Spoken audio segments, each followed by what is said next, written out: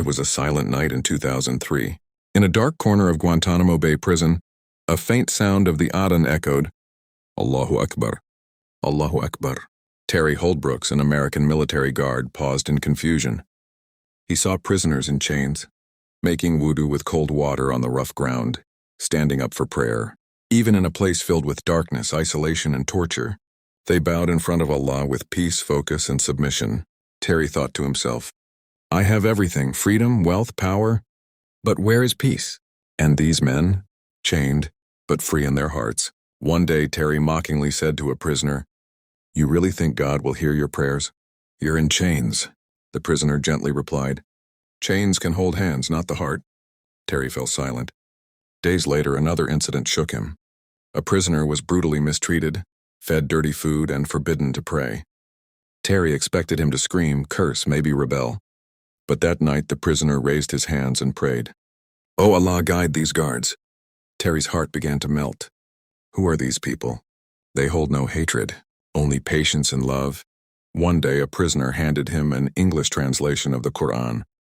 Terry refused at first, but something inside him was restless. A question, a thirst. He finally opened the Quran and read, Indeed, in the remembrance of Allah do hearts find peace.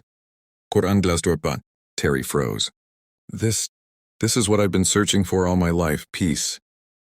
Then came Ramadan. He watched the prisoners fast all day without food or water, yet their faces glowed with joy, not complaint.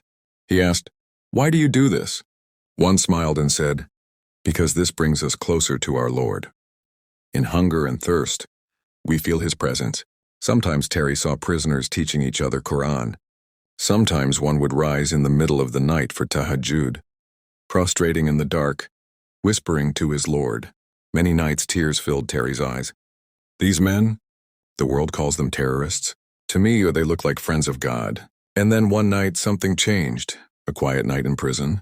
Everyone was asleep. Terry sat alone, listening to the sound of his heartbeat, and a strange light filled his heart. He closed his eyes and softly whispered, Ashhadu an la ilaha illallah, wa ashhadu anna Muhammadur Rasulullah. That moment was a new birth. Terry left the military. He chose the name Mustafa Abdullah. He wrote a book about his journey to Islam. He now tells the world, guidance doesn't come by force. It comes with love. Today he speaks at Islamic gatherings across America, sharing how the patience, worship, and character of prisoners turned a guard into a believer. Because guidance doesn't depend on place. It lives in the heart.